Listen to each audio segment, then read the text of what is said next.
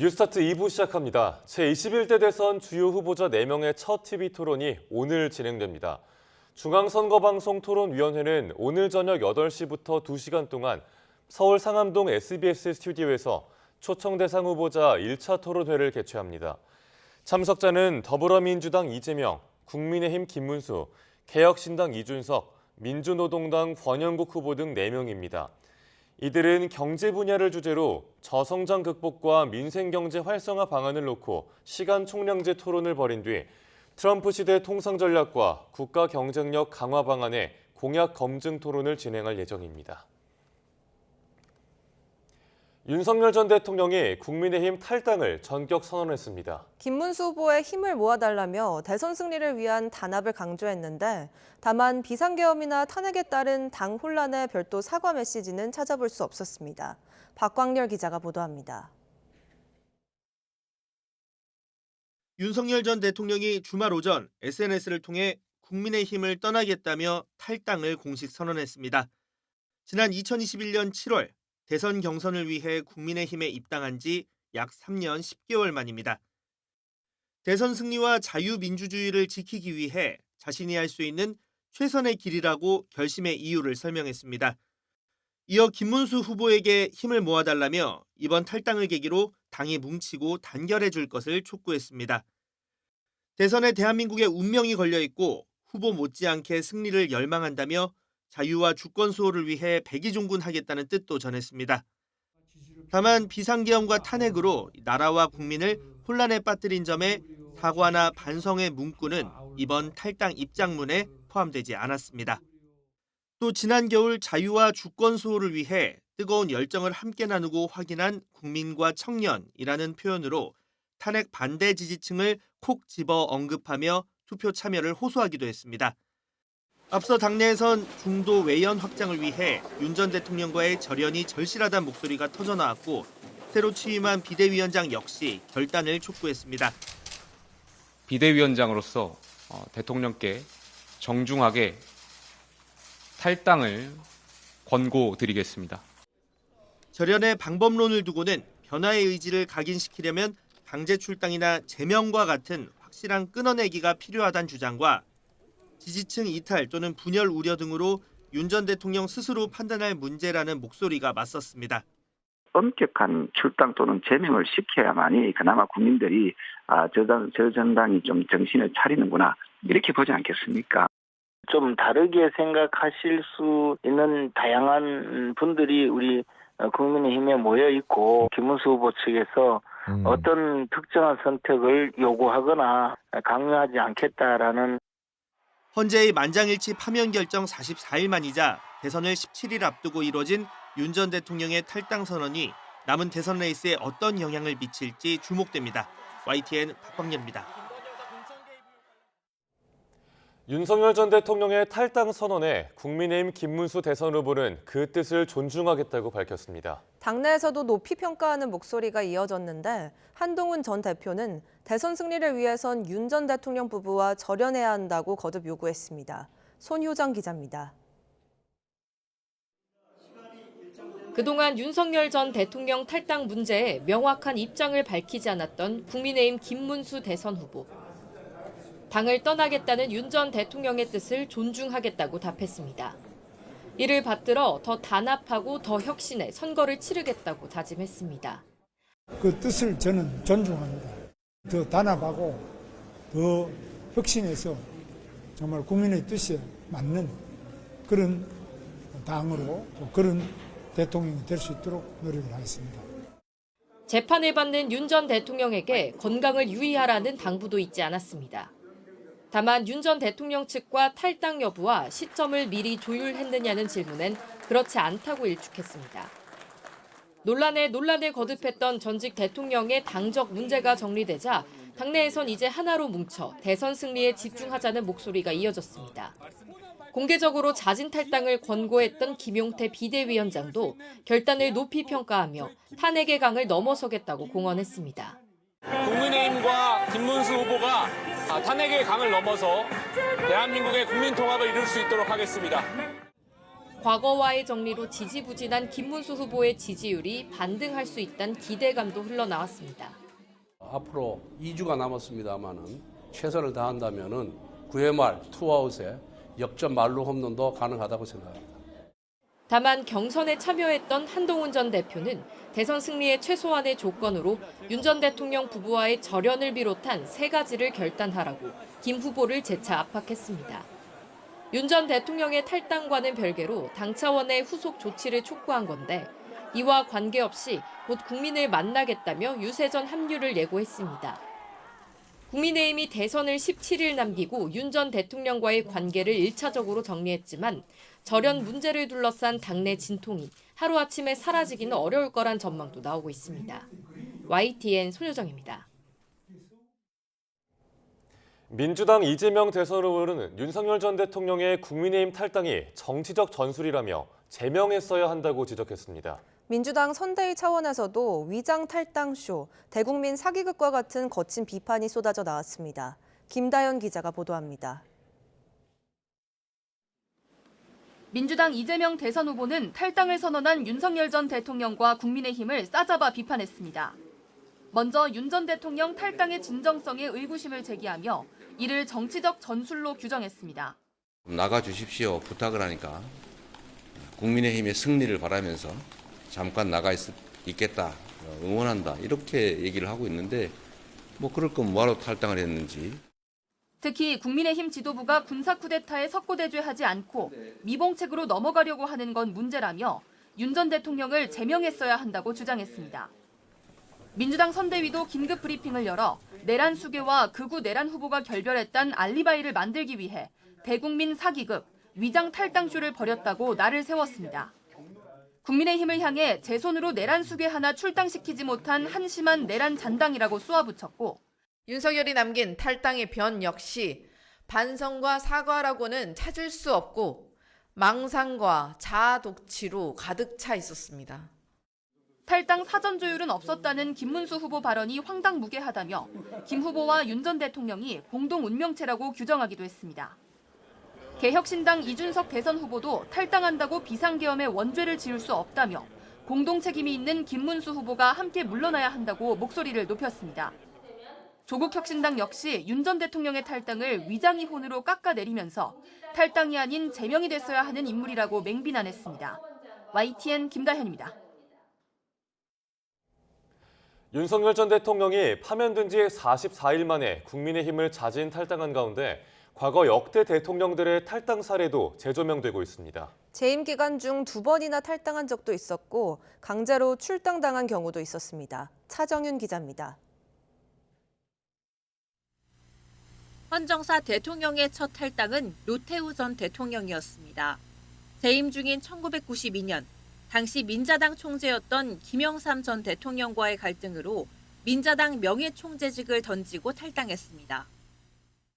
5년 뒤 김 전 대통령 역시 여당 대표였던 신한국당 이회창 대선 후보와의 갈등 속에 탈당했고 김대중 전 대통령은 새아들의 비리 의혹 등으로 2002년 새천년 민주당을 떠났습니다.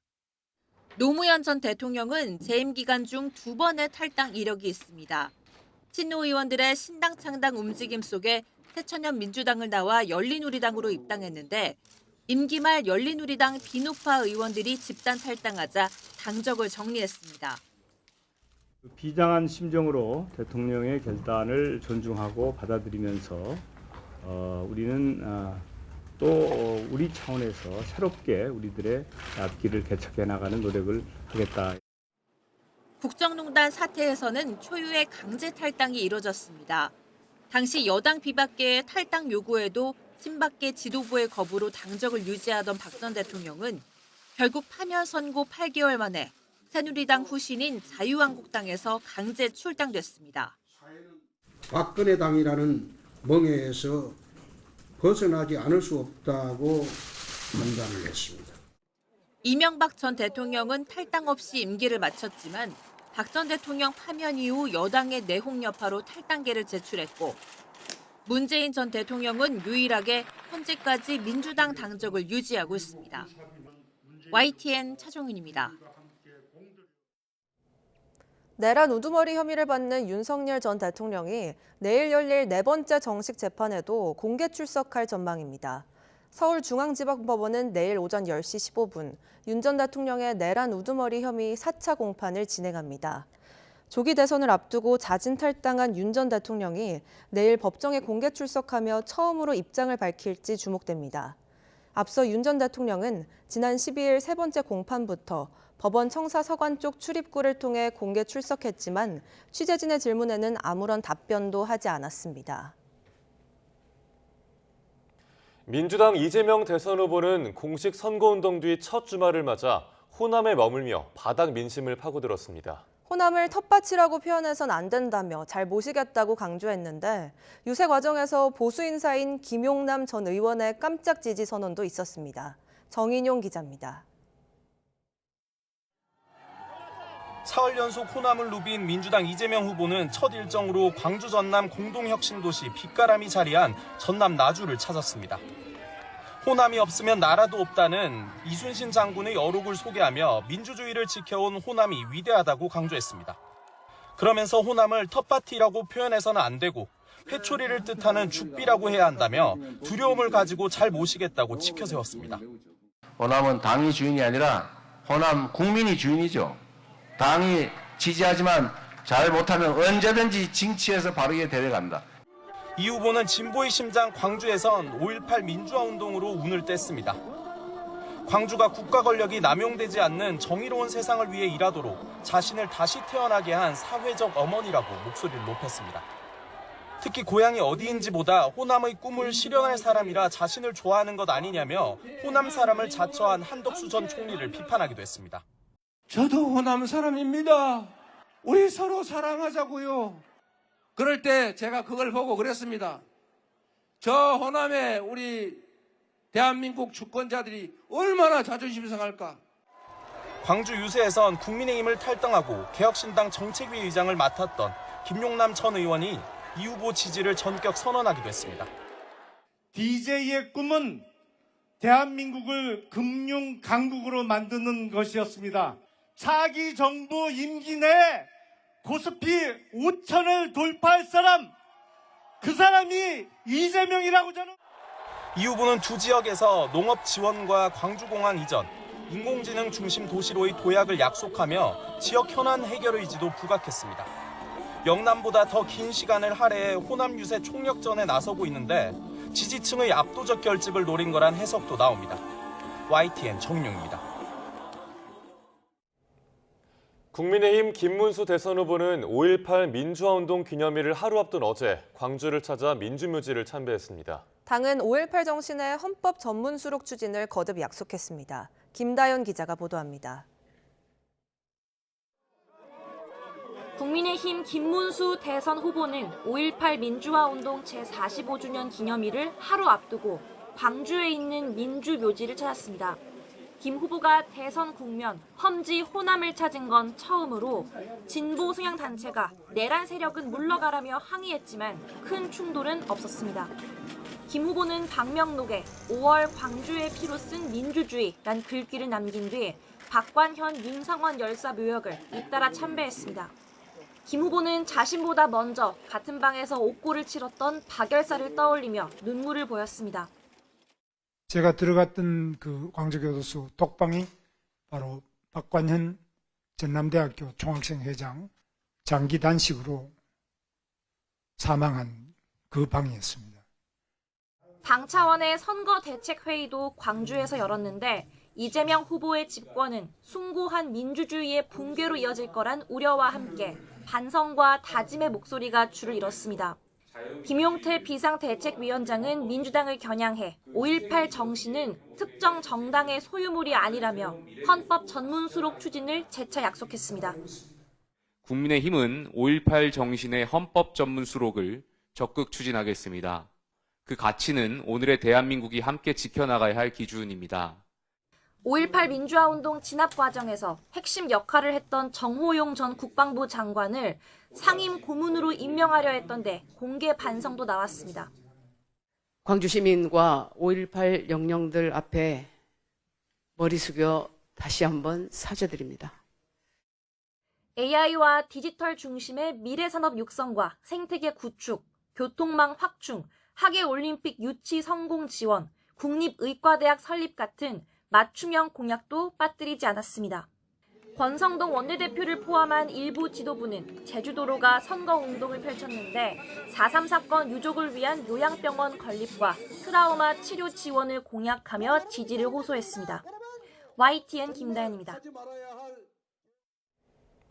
더불어민주당 이재명 대선 후보는 5.18 민주화운동 45주년을 맞아 민주묘지에서 열리는 기념식에 참석합니다. 국민의힘은 김용태 공동선대위원장이 기념식을 찾고 김문수 대선 후보는 경제 공약을 발표한 뒤 TV토론 전략을 점검합니다. 전날 광주시당에서 선대위 출정식을 개최한 개혁신당 이준석 대선 후보 역시 5.18 기념식에 참석할 예정입니다.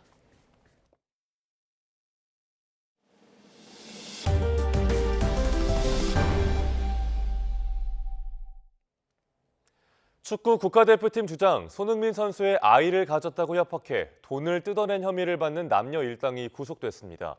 경찰은 협박에 활용한 태아 초음파 사진의 조작 여부 등을 파악 중인 가운데 수사 속도에 탄력이 붙을 전망입니다. 임성호 기자가 보도합니다. 마스크를 쓴 운동복 차림의 여성이 양팔이 붙들린 채 법원을 빠져나옵니다. 축구 국가대표팀 주장 손흥민 선수의 아이를 가졌다고 협박해 수억 원을 뜯어낸 혐의를 받는 20대 양모 씨입니다. 법원은 양 씨와 일당인 40대 남성 용모 씨가 증거를 없애거나 도망칠 염려가 있다며 구속영장을 발부했습니다. 앞서 양 씨는 혐의를 인정하느냐는 질문에 아무 말 없이 고개를 좌우로 흔들었고 범행 공모 역시 부인했습니다. 혐의 인정하십니까? 여전히 임신했다고 주장하시는 겁니까? 협박 공모하신 거 맞을까요? 버튼을 누르라니까요. 잠깐만요. 손흥민 선수와 연인 관계였던 것으로 알려진 양 씨는 지난해 6월 손 선수의 아이를 가졌다고 협박해 3억여 원을 뜯어낸 혐의를 받고 있습니다. 당시 양 씨는 실제 태아의 초음파 사진을 보내고 임신 사실을 외부로 알리지 않겠다는 취지의 각서를 쓴 것으로 알려졌습니다.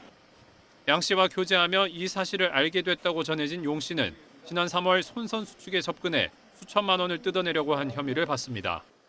지난 7일 손 선수 측으로부터 고소장을 접수한 경찰은 일주일 만에 두 사람을 체포한 뒤 거주지를 압수수색해 휴대전화 등 자료를 확보했습니다. 경찰이 태아 초음파 사진의 조작 여부 등을 파악 중인 가운데 이번 구속 결정으로 수사에도 속도가 붙을 전망입니다. 앞서 손 선수 측은 불미스러운 일로 심려를 끼쳐 죄송하다면서 일당의 주장이 명백한 허위 사실인 만큼 선처 없이 강력 대응하겠다는 입장을 전했습니다. YTN 임성호입니다. 12살 손자가 숨진 강릉 급발진 의심사고 민사소송에서 법원이 차량 제조사의 손을 들어줬다는 소식 얼마 전 전해드렸는데요. 이번 판결을 계기로 소비자가 차량 결함을 입증해야 하는 현행 제조물 책임법을 개선해야 한다는 목소리가 커지고 있습니다. 송세혁 기자가 취재했습니다. 2022년 12월 12살 이도현 군이 숨진 강릉 급발진 의심사고. 국립과학수사연구원은 운전자가 페달을 잘못 밟았을 가능성이 크다고 판단했습니다. 반면 경찰과 검찰은 증거가 부족하다며 운전자인 할머니에 대해 무혐의 처분했습니다. 형사 책임은 벗었지만 민사 재판 결과는 달랐습니다. 법원은 차량 결함을 인정하지 않고 유족이 제조사를 상대로 낸 손해배상 청구를 기각했습니다. 최근 13년간 교통안전공단에 접수된 급발진 의심 사고는 790여 건. 하지만 하급심에서 제조사 책임이 인정된 건 4건에 불과하고 대법원 확정 판결은 단 1건도 없습니다. 소비자에게 입증 책임을 지우는 제조물 책임법이 이런 결과의 한 원인으로 꼽힙니다. 핵심 기술 정보에 접근할 수 없는 일반 소비자가 차량 결함을 입증하기란 사실상 불가능하기 때문입니다. 입증할 수 있는 문턱이 너무 높고 그다음에 입증 수단이 없다라는 거예요. 도현군 가족 역시 자비로 재현 실험과 정밀 음향 감정까지 진행해 결함을 주장했지만 법원은 받아들이지 않았습니다.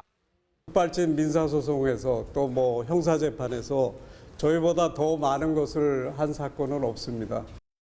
전문가들은 제조사가 차량 결함이 없음을 증명하거나 소비자의 입증 부담을 완화해야 한다고 강조합니다. 이런 내용을 담은 제조물 책임법 개정안은 21대 국회에선 산업계 반발 등에 막혀 폐기됐고 이번 22대 국회에서 논의가 다시 진행 중입니다. 법은 기업 편에 섭니다. 국민을 지키는 법이 왜 존재하지 않습니까? 무엇이 더 희생되어야 이 법은 바뀌겠습니까? YTN 송세혁입니다. 어제 금호타이어 광주 공장에서 큰 불이 나 지금까지도 진화 작업이 이루어지고 있습니다. 대피 과정에서 공장 직원이 골절상을 당했고 진화 작업에 나섰던 소방대원 2명도 다쳤는데요. 소방당국은 진화에 수일이 걸릴 걸로 보고 있습니다. 보도에 나현우 기자입니다. 공장에 불길이 치솟고 시커먼 연기가 거침없이 뿜어져 나옵니다. 금호타이어 광주 공장에서 불이 났다는 신고가 접수된 건 아침 7시 11분. 진화에 나선 소방차에서 쉴 새 없이 물을 뿌리고 헬리콥터까지 동원해보지만 거센 불길은 잡힐 기미가 보이지 않습니다. 연기가 공장은 물론이고 주변 도로와 인근 상가, 심지어 아파트까지 덮쳤습니다. 지금 보시다시피 냄새가 너무 지독하니까 그것 때문에 지금 너무 힘든 것 같아요. 지금 이 삼남 아파트 같은 경우는 어르신들도 지금 많이 살거든요.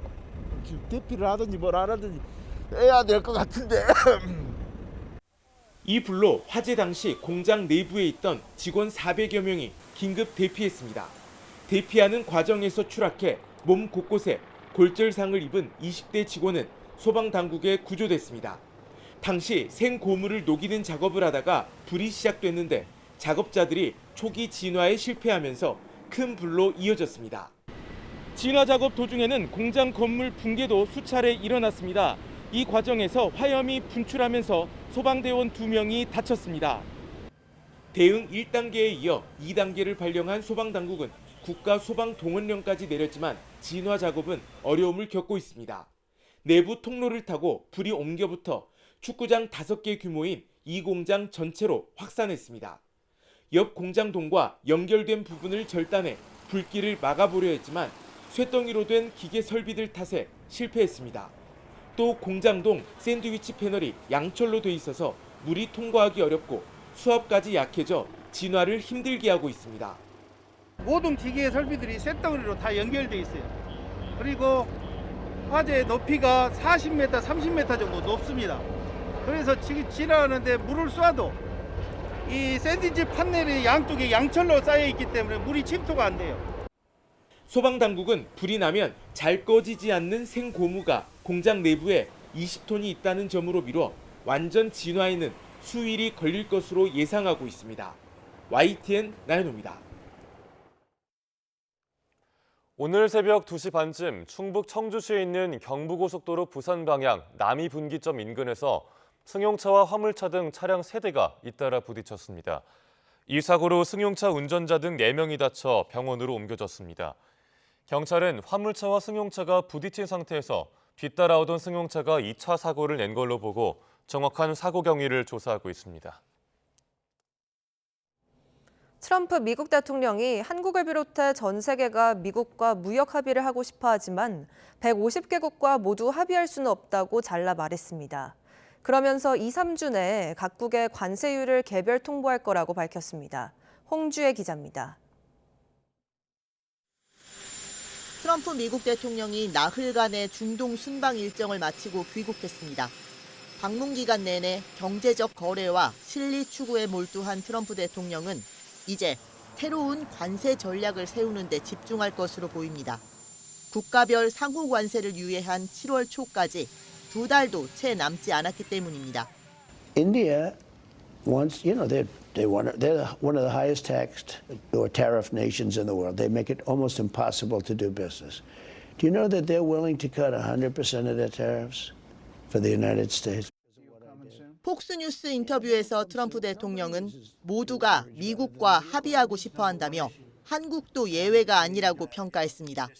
하지만 자신은 모두와 합의하진 않을 것이고 제한을 둘 거라고 말했습니다. 미국과 협상하려고 줄 서 있는 150개국을 다 만날 수는 없다는 겁니다. 강요들에겐 새 임무를 맡겼습니다. Over the next 2 to 3 weeks, I think Scott and Howard will be sending letters out essentially telling people, it would be very fair, but we'll be telling people what they'll be paying to do business in the United States. 새로운 관세율을 미국이 자체적으로 결정할 수 있다는 뜻입니다. 지금까지 미국과 관세 합의를 광범위하게라도 타결한 국가는 10%의 기본 관세율을 유지하기로 한 영국과 관세 폭탄 치킨 게임 끝에 90일간 휴전에 들어간 중국까지 2곳뿐입니다. 따라서 한국을 포함한 나머지 140여 개국은 트럼프 정부의 일방적 관세 청구서가 도착할까 노심초사할 수밖에 없는 상황입니다. YTN 홍주혜입니다. 트럼프 대통령의 관세로 경기 침체 우려가 커지자 우버 등 모빌리티 업계는 AI로 불확실성은 줄이고 예측 가능성은 높이는 서비스를 출시했습니다. 또 자율주행 택시 합승 같은 가성비를 강조하며 물가 인상을 걱정해 돈 씀씀이에 신중해진 소비자들을 정조준하고 있습니다. 뉴욕에서 이승윤 특파원입니다. 글로벌 모빌리티 기업 우버가 자율주행 택시 서비스를 내년부터 미국 로스앤젤레스에 도입하겠다고 발표했습니다. 트럼프 대통령의 관세로 물가 인상을 걱정하는 소비자들을 노려 합승 서비스를 얹은 자율주행 택시로 가성비를 강조했습니다. We can pair two riders together or multiple riders together so that they can actually share an autonomous vehicle, which I think creates great value and affordability for the end users. 인건비가 들지 않는 효율성을 내세운 모빌리티 업계의 자율주행 택시 경쟁 열기는 뜨겁습니다. 테슬라는 텍사스주 오스틴에서, 구글 웨이모는 미국 애리조나주 피닉스와 조지아주 애틀랜타에서 자율주행 택시 서비스를 출시합니다. 이에 질세라 중국 바이두는 우한, 위라이드는 아랍에미리트 아부다비와 두바이에서 자율주행 택시 운영에 들어갑니다. 모빌리티 업계에선 예측 불허의 관세 정책에 지친 소비자들을 위해 AI로 예측 가능성을 높인 저렴한 서비스를 강조하고 있습니다. 지금 보시는 선불 패스는 미리 여러 개의 탑승권을 승객들에게 고정된 가격에 제공하는 서비스로 트럼프 시대에 미국 소비자들을 괴롭히고 있는 불확실성을 줄여주는 것을 목표로 하고 있습니다. 우버는 이번에 발표한 신규 서비스를 미국 등에서만 우선 출시하며 한국에서의 출시 시점은 규제 등의 문제로 아직 결정되지 않았다고 설명했습니다. 뉴욕에서 YTN 이승윤입니다. 인공지능 AI 칩 선두주자 엔비디아의 젠슨 황 최고 경영자가 자사의 최신 AI 칩이 중국으로 몰래 넘어간다는 어떠한 증거도 없다고 말했습니다. 타이완 타이베이를 방문 중인 황 CEO는 현지 시각 17일 블룸버그 뉴스와 인터뷰에서 엔비디아의 하드웨어는 물리적으로 크기 때문에 국경을 넘어 밀수되기 어렵고 고객들도 규정을 숙지해 자체적으로 감시하고 있다며 이같이 말했습니다. 그는 AI 칩이 전용됐다는 증거는 전혀 없고 이건 거대한 시스템으로 그레이스 블랙웰 시스템은 거의 2톤에 달해 그걸 주머니나 백팩에 넣을 수는 없다고 설명했습니다. 최근 낮 기온이 크게 오르고 야외 활동까지 늘면서 식중독 의심 사례가 증가하고 있습니다. 특히 5월과 6월은 살모넬라나 캠필로박터 등 세균성 식중독이 주로 발생하는데 철저한 개인 위생 관리와 식중독 예방 수칙 준수가 필요합니다. 백종규 기자입니다. 최근 전북 전주에 있는 초등학교에서 학생 60여 명이 식중독 의심 증세를 보였고 충북 청주 한국교원대학교에서도 기숙사 식당에서 식사를 한 100여 명이 복통과 설사 증상으로 치료를 받았습니다.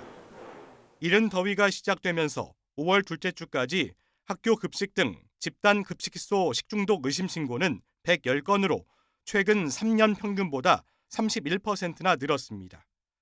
음식물 대량 조리 시 필요한 양만큼만 나눠 조리하고 배식까지 시간을 최소화하는 노력을 기울여야 하지만 이 같은 조치가 지켜지지 않았을 가능성이 큽니다. 특히 기온 상승 시 병원성 미생물 증식이 활발해져 주의가 필요한데 5월과 6월에는 살모넬라와 병원성 대장균, 캠필로박터 제주니 등에 의한 세균성 식중독이 많이 발생합니다.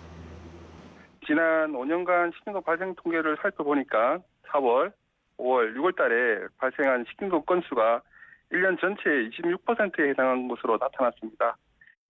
살모넬라균과 병원성 대장균은 열에 약해 육류나 가금류를 속까지 완전히 익혀서 먹는 게 중요합니다. 특히 살모넬라 식중독을 예방하려면 달걀 사용 시 달걀 물이 다른 식재료나 조리기구에 묻지 않도록 하는 게 필수입니다. 캠필로박터 식중독은 생닭 등을 씻은 물이 튀어 교차 오염으로 발생하는 사례가 많습니다. 이 때문에 생닭을 만진 뒤 반드시 손을 씻고 다른 재료를 다뤄야 하고 생닭을 냉장고에 보관할 때는 밀폐 용기에 담아 제일 아래 칸에 두는 게 좋습니다. 나들이철을 맞아 야외에서 식사하는 경우도 많은데 음식물을 냉매가 있는 아이스박스에 보관하고 손 씻기 등 개인 위생 관리를 철저히 지켜야 식중독을 예방할 수 있습니다. YTN 백종규입니다. 갯바위 낚시에 나섰다가 미끄러운 지형과 거친 파도 때문에 목숨까지 잃는 경우가 매년 10건 이상이라고 합니다. 사소한 부주의가 돌이킬 수 없는 사고로 이어질 수 있는데요. 사고 위험을 줄이는 방법 차상은 기자가 취재했습니다. 갯바위 위에 남성이 쓰러져 있습니다. 신고자가 피운 붉은 연기를 보고 해경 선박이 접근한 뒤 구조대원들이 바다에 뛰어들어 갯바위 위에 오릅니다. 수상용 들것에 다친 남성을 눕히고 바다에 뛰어 선박까지 옮깁니다. 다친 낚시꾼이 고립된 상황을 가정한 훈련입니다. 갯바위 낚시 등 연안 활동이 증가하는 시기에 헬기나 함정 등 구조 장비의 접근이 어려운 해안가에서 발생하는 사고에 대비하여 훈련을 실시하였습니다. 지난해 7월 부산 다대포에서 낚시 중에 실종된 60대가 갯바위 위에서 3시간 만에 발견되는 등 갯바위 사고 사례는 끊이지 않고 있습니다. 사망자는 전국에서 매년 10명이 넘습니다. 5월 현재 부산 경남권에 하루 다중이용 선박 이용객이 5만 명에 이르고 있고 날씨가 점점 더워지면서 연안을 찾는 이용객은 더 늘어날 것으로 예상되고 있습니다. 갯바위에 고립됐다면 파도로부터 가능하면 멀리 떨어지는 게 가장 중요합니다. 파도에 휩쓸려 바다에 빠지는 최악의 상황을 피하기 위해서입니다. 바닥이 울퉁불퉁하고 미끄럽다는 사실도 늘 주의해야 합니다. 이 같은 갯바위 위에서 넘어지거나 떨어지는 사고를 당하면 이동이 불가능할 정도로 크게 다치는 경우가 많습니다. 구명조끼는 반드시 착용하고 기상 상황도 수시로 확인해야 사고 위험을 줄일 수 있습니다. 또 혼자보다는 2명 이상 함께해야 위급 상황 때 구조대에 신고하고 위치도 알릴 수 있습니다. YTN 차상입니다. 울산시가 오는 7월부터 75세 이상 어르신의 시내버스 요금을 전면 무료화합니다. JCN 울산중앙방송 안예림 기자의 보도입니다. 정류장에서 버스를 기다리는 76살 손달선 할머니. 기다리던 버스가 도착하자 단말기에 카드를 찍고 탑니다. 매일 버스를 타야 하지만 요금 부담이 만만치 않습니다. 원래 버스가 1,600원인데 카드로 1,500원이거든요. 20일 동안 일을 했는데 그것도 차비가 6만 원이라 만만치 않아. 이런 어르신들을 위해 울산시가 보다 실질적인 지원에 나섰습니다. 울산시가 75세 이상 고령자를 대상으로 시내버스 요금을 무료화합니다. 오는 7월 1일부터 이 제도가 시행되면 75세 이상 인구 6만 3천여 명이 혜택을 받게 됩니다. 울산의 교통수송 부담률 가운데 버스 이용률은 10% 수준. 지하철이 없는 울산에선 시민들이 버스에 많이 의존하고 있습니다. 특히 거동이 불편한 어르신들에게는 이번 정책이 더욱 반가운 소식입니다. 치료받으러 몇 분 나오거든. 애들이 다 회사 가고 있는 차가 있나 뭐가 있는데 버스를 타야 되거든. 그래야 좋지 뭐 그래. 하지만 대상에서 제외된 어르신들에겐 아쉬움도 남습니다. 70세부터 해주면 좋지. 병원도 가니까 혜택 받으기 좋던데 65세 이상. 울산시는 향후 트램이 도입돼 교통체계가 안정되면 무료 대상 연령 확대도 검토할 예정입니다. 장기적으로는 어르신들의 교통비 부담을 덜고 시내버스를 더욱 편하게 이용할 수 있도록 하겠다는 겁니다. 도시철도가 있는 타 시도에 비해 교통복지 혜택이 적었던 우리 시 어르신들을 대상으로 교통비 부담을 대폭 낮추고 한편으로는 또 시내버스 이용률도 높일 계획으로 있습니다. 울산시는 어르신 시내버스 요금 무료화를 앞두고 다음 달부터 교통카드를 발급할 계획입니다. JCN 뉴스 안예림입니다. 가자 지구를 재점령하기 위한 이스라엘의 대대적인 공격으로 하루 만에 146명이 숨지면서 지난 3월 휴전 이후 가장 많은 사망자가 발생했습니다. 국제사회는 이스라엘이 팔레스타인 주민들을 내쫓기 위한 작전이라고 비난하며 강제 이주를 거듭 반대했습니다. 신웅진 기자의 보도입니다. 이스라엘군 공습에 폐허가 된 건물들 사이로 연기가 피어납니다. 몰려온 사람들이 맨손으로 구조 작업에 나섰지만 상당수가 이미 숨졌고 어린이도 예외는 아닙니다.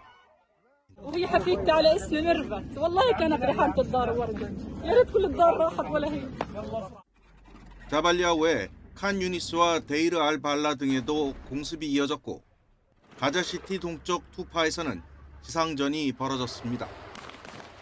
현지 시간 17일 기준 24시간 동안 최소 146명의 팔레스타인인이 사망했다고 보건당국이 밝혔습니다.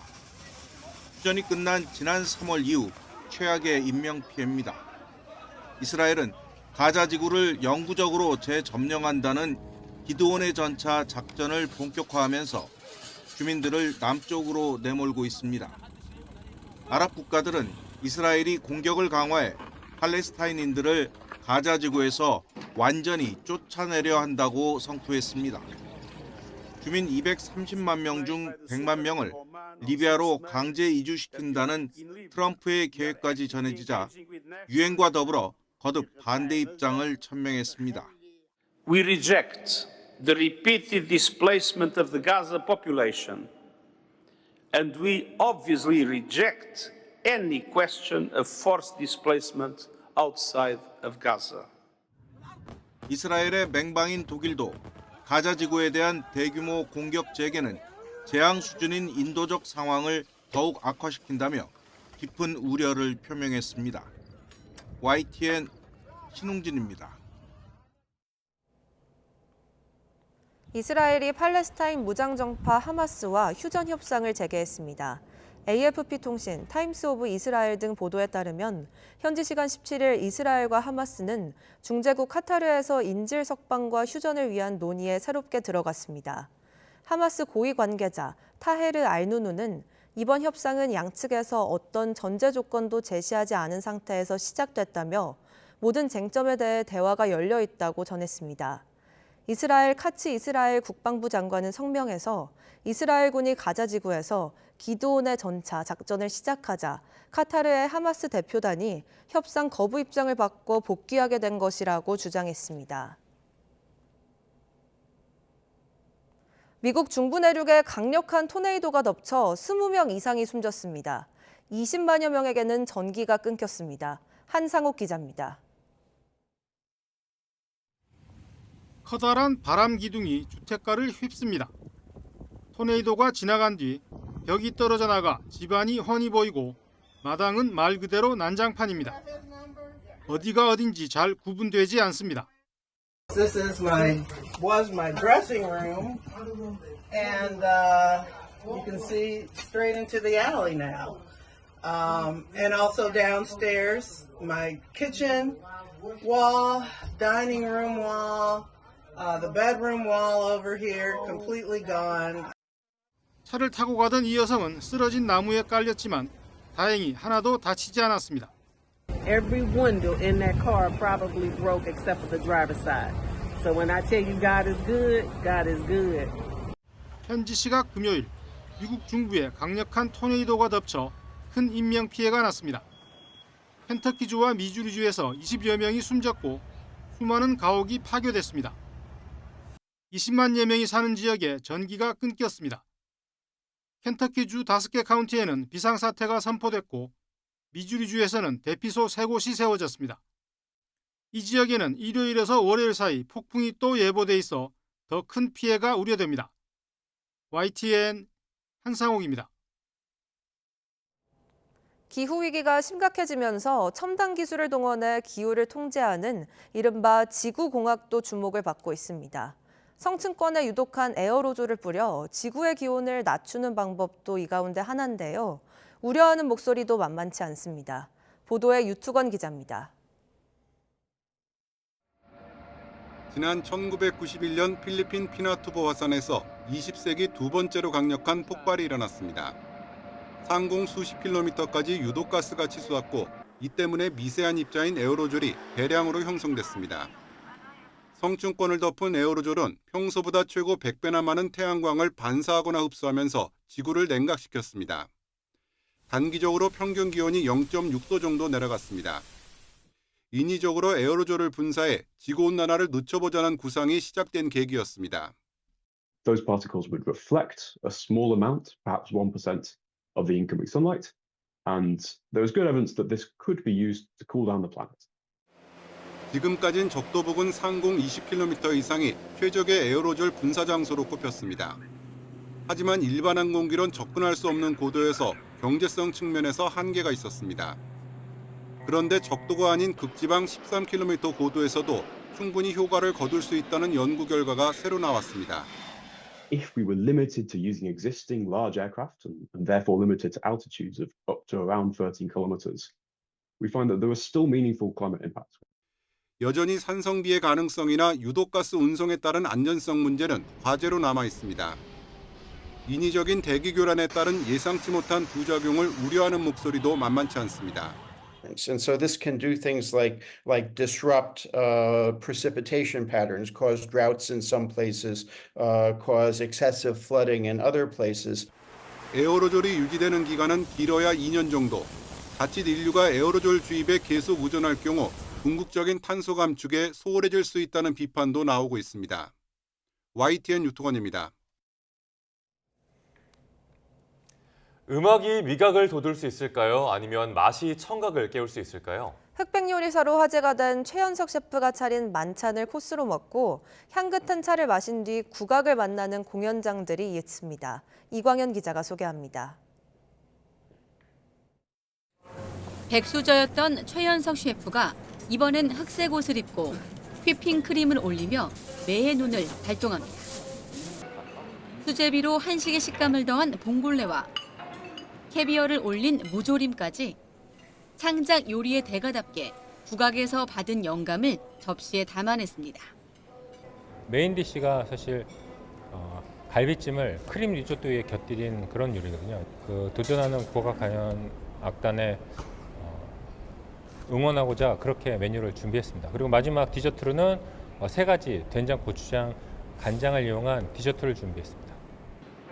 서울시 국악관현악단의 창단 60년을 기념하기 위한 공연 전날 천장이 높은 대극장 로비에 모인 관객들. 유명 셰프가 차린 코스 요리는 2번 걸음하는 번거로움 정도는 감수할 수 있는 기대감을 줍니다. 음식을 대접하는 그런 자리라고 해가지고요. 그런 부분에서 어떨 만큼 이제 내일 보는 공연하고 얼마만큼 관련이 있을까. 당일날 같이 하는 줄 알아가지고 처음에는 그랬었는데 아무래도 이제 시간 제약상은 좀 떨어뜨려야 되는 게 맞는 것 같아가지고. 흔히 장류라 그러면 반찬이나 이런 것만 생각을 하는데 디저트로 그게 접목이 돼서 나온다 그러니까 그런 거 조금 기대 좀. 처음이라서 약간 어색하긴 한데 그래도 새로운 경험을 하는 것 같아요. 관객들에게 극장을 경험하는 새로운 방법을 제시하며 예술을 미식으로 재해석하는 공연장의 도전이기도 합니다. 이제 극장이 단지 공연을 보는 공간만이 아니라 어떤 특별한 경험의 공간으로 저희가 좀 바꿔서 다가가게 하고 싶다 이런 생각을 했습니다. 그래서 새로운 라이프 스타일을 만나는, 제공하는 그런 공간으로 극장이 새롭게 태어나고 싶다. 정갈한 찻잔에 차를 내리거나 다과를 즐기는 관객들로 로비 안쪽이 꽉 찼습니다. 차 한 잔에 한결 가벼워진 기분으로 세종실록 악보에 수록된 곡들을 만날 수 있는 국악 공연입니다. 이야기하고 국악 연주가 어우러지는 공연입니다. 다양한 분야의 명사분들을 초청해서 공연 장에 있는 음식을 갖고 들어가실 수는 없지만 저희가 노비에서 이렇게 마련을 직접 저희가 주최자 측에서 마련을 하다 보니까 좀 더 편안하게 드실 수 있고. 매달 명사가 바뀌는데 이번엔 AI 전문가인 인지과학자가 무대에 올라 인간의 마음과 경험에 대한 연구를 풀어놨습니다. 우리 음악을 듣기 1시간 전 전통 차를 마시는 건 커피와 함께 오케스트라 공연을 보는 것과는 또 다른 경험입니다. 커피 문화가 너무 많잖아요, 한국에도. 그런데 이제 이렇게 보이차나 뭐 국화차나 참 이렇게 정성을 들여서 해주시니까 또 떡도 이렇게 주시니까 맛있는 떡도 먹고 이러고 공연을 보면 더 좀 배가 되는 것 같아요. 더 이렇게 마음이나 이런 것도 풍부해지고 너무 저렴하잖아요, 가격도. 물 말고는 음식이 금기시되는 공연장. 미식과 결합한 무대들이 신선한 자극이 돼 잠재된 관객들을 공연장으로 이끌고 있습니다. YTN 이광현입니다. 국내 연구진이 세계 최대 규모의 박쥐 생체 모델을 구축했습니다. 인수공통 바이러스의 대표 숙주동물인 박쥐의 장기 유사체를 만든 건데 감염병 연구가 탄력을 받을지 기대됩니다. 이성규 기자입니다. 전 세계적으로 수많은 인명피해를 낳은 코로나19 팬데믹. 코로나 이전 메르스와 사스, 에볼라까지 이들 감염병은 모두 박쥐에서 유래한 바이러스가 인간에게 전파됐습니다. 인수공통 바이러스 대부분이 박쥐에 기생해 박쥐는 바이러스 저수지로 불리기도 합니다. 박쥐는 바이러스 연구에 중요한 역할을 하지만 정작 박쥐를 대상으로 한 실험 모델은 없다시피 한 상황입니다. 국내 연구진이 박쥐의 폐, 신장, 기도, 소장 등의 기능을 모사한 3차원 세포 덩어리인 오가노이드, 즉 장기 유사체를 각각 만들었습니다. 오가노이드를 만드는 데에는 한국과 동북아시아 등에 널리 서식하는 문둥이 박쥐와 관박쥐 등 5종의 박쥐가 사용됐습니다. 기존에도 박쥐의 장 오가노이드가 있기는 했지만 박쥐 5종에서 주요 장기 오가노이드 4개씩 모두 20개 오가노이드를 구축한 건 이번이 처음입니다. 연구진은 한 발 나아가 박쥐 오가노이드를 활용해 바이러스 약물의 효과를 검증하는 스크리닝 시스템도 개발했습니다. 이 시스템에 코로나19 치료제 등을 처리한 결과 기존의 약물 스크리닝 시스템보다 더 빠르고 정확하게 약효를 검증할 수 있다는 점도 확인했습니다. 이를 바탕으로 앞으로 출현할 수 있는 신종 변종 바이러스의 감염 특성과 치료제 연구도 탄력을 받을 것으로 기대됩니다. 국내에 있는 다양한 이 박쥐종에 대해서 장기 유사체인 오가노이드를 만들었다는 것이 굉장히 의의가 있고 이걸 활용해서 새로운 바이러스 연구뿐만이 아니라 기존 바이러스 연구 또는 새로운 치료제 개발 연구 등에 충분히 활용할 수 있고 이번 연구 결과는 세계적인 과학 저널 사이언스에 실렸습니다. YTN 사이언스 이성규입니다. 휴일인 오늘은 완연한 봄을 느끼기에 좋겠습니다. 아침에는 다소 쌀쌀함이 감돌겠지만 한낮에는 20도 안팎까지 올라 비교적 온화하겠는데요. 다만 일교차가 크다는 점 염두에 두시고요. 옷차림에는 각별히 주의하셔야겠습니다. 오늘은 전국적으로 맑은 하늘이 함께하겠습니다. 공기도 깨끗해서 나들이 즐기기 좋겠지만 자외선에는 주의가 필요하겠는데요. 오늘 전국의 자외선 지수는 매우 높은 수준을 보이겠습니다. 외출 시에는 자외선 차단제도 꼼꼼히 덧발라 주시기 바랍니다. 현재 기온 살펴보겠습니다. 현재 서울 기온은 11.4도, 대구는 16.2도를 나타내고 있고요. 오늘 낮 기온은 예년과 비슷하거나 조금 더 낮겠습니다. 서울이 21도, 대구는 24도를 보이겠습니다. 지금까지 날씨 정보였습니다. 뉴스타트 2부 마칩니다. 잠시 후 3부가 이어집니다. 시청해주신 여러분 고맙습니다.